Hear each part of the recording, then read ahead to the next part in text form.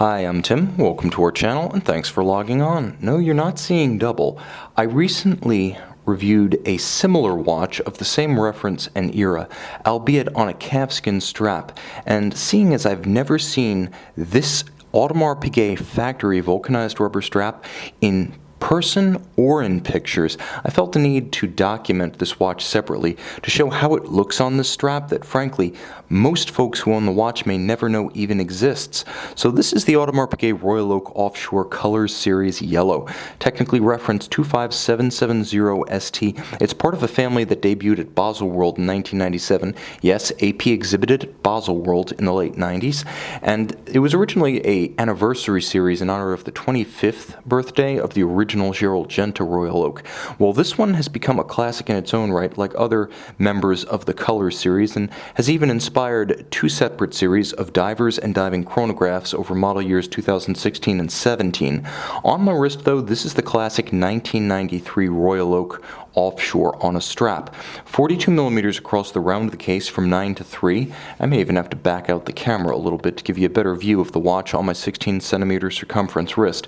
It does wear larger than a 42, although it's much slimmer than you might have thought. The original Jaeger-LeCoultre base movement in these is considerably slimmer than the Audemars Piguet 3126 that succeeded it. Therefore, these early watches are considerably thinner as well, over a millimeter, the watch measuring 14.1 millimeters thick compared to roughly 15 to 15 and a half for the current watches. From lug to lug, the watch is reasonably compact, but still quite large. 54 millimeters lug to lug. The reason I say reasonably compact is because unlike contemporary Royal Oaks, which feature intermediate links called double plots on their flanks, this one allows you to pull via hinge lugs the strap straight down, so you get a better fit. First of all, there's no extra projection beyond the case. There's no stiffness that fights the curve of your wrist, and thanks to these hinge-style lugs, which are unique to this first-generation offshore, there's also no constraint if you do have a very small wrist in pulling that strap straight down for a secure fit. Now, I should talk about these lugs. You'll note how different they are from, for instance, the current system, and here is a Royal Oak Offshore Bumblebee to show you what I mean about the plots, the double intermediate links. These cause that strap, a hornback alligator, to flare out. I can't bend them down. They're rigid. On the original offshore, easy. Now here's the thing. I've seen a shark skin yellow strap on these watches. I've seen calfskin.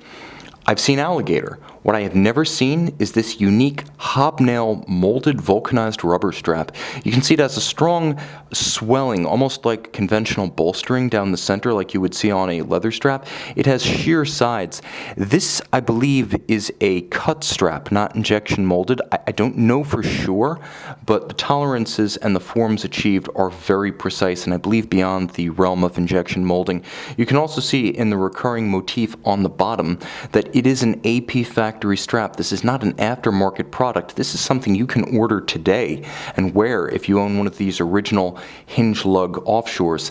You'll also note that this one is part of the late E series, so late 1990s, probably 1999 when this one was made. Now you can see much has changed on the dial as well compared to a contemporary offshore. Again, let's reference our Bumblebee. The large Arabic numerals rather than the so-called lozenge or blob indices, as well as the mega tapisserie. You can see that oversized black gloss hobnail. Again, the earlier watch with a petite tapisserie, you can see the hobnail pattern much more similar to the original Royal Oaks in size and texture and height, with those blob or lozenge style indices and baton hands. You'll also note the metallic sub-registers are a beautiful metallic blue, meaning this is a very colorful watch. A combination of blue and silver, white and yellow. There's a lot going on here. It is unmistakably, however, a Royal Oak Offshore. It has a deluxe AP high polish logo deployant clasp with a slightly different exterior buckle than contemporary practice. You'll also note that the level of finish on the metal has always been state-of-the-art. Hand-applied, polish, satin-finished grain, hairline bevels that swell, wax, and wane as they cross the case, strong angles and geometries on this minimally refinished case. This one has lived a charmed life over the years, and of course the fully expressed bezel gasket that becomes a layer of the structure itself rather than the hairline of black, the wispy presence it is on Gerald Genta's original Royal Oak. You can also see that these Stainless steel bezel bolts are nicely recessed within the bezel, indicating that the bezel has been minimally refinished.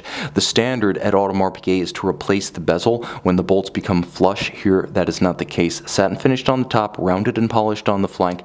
A beautiful yellow chapter ring serving as a tachymeter scale. And then, of course, we have the features described prior, as well as the characteristic sunken date window. That is, the base movement with the date is actually set below the chronograph module. That's why it's recessed into the dial. You can see the pushers of the chronograph higher in plane than the crown that winds the base module. That is how you know the difference between the base movement and the chronograph module on top. It's that staggered set of controls. Now, what's inside is the Jaeger-LeCoultre 889, here doing business as Audemars Piguet 2226 with a Dubois de Praz 2840 chronograph module. It is a vertical clutch chronograph module, so if you prefer to just leave your chronograph running, the vertical clutch allows you to do that without undue wear and tear on the movement. I should add, too, that the JLC base caliber has a 38 to 40 hour power reserve and refinements including hacking seconds, so when you pull the crown you do stop the balance so you can synchronize precisely to the second against a reference time, and there is a quick set for the date so you can rapidly cycle and correct it should the watch run down or encounter an irregular length month.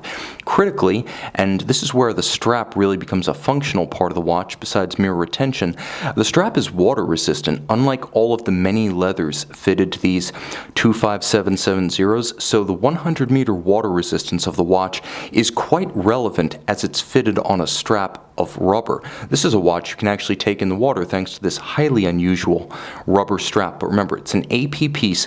If you know it exists, you know you can order it from AP, and that's one of the reasons I'm documenting this watch that is otherwise so similar to another I recently documented.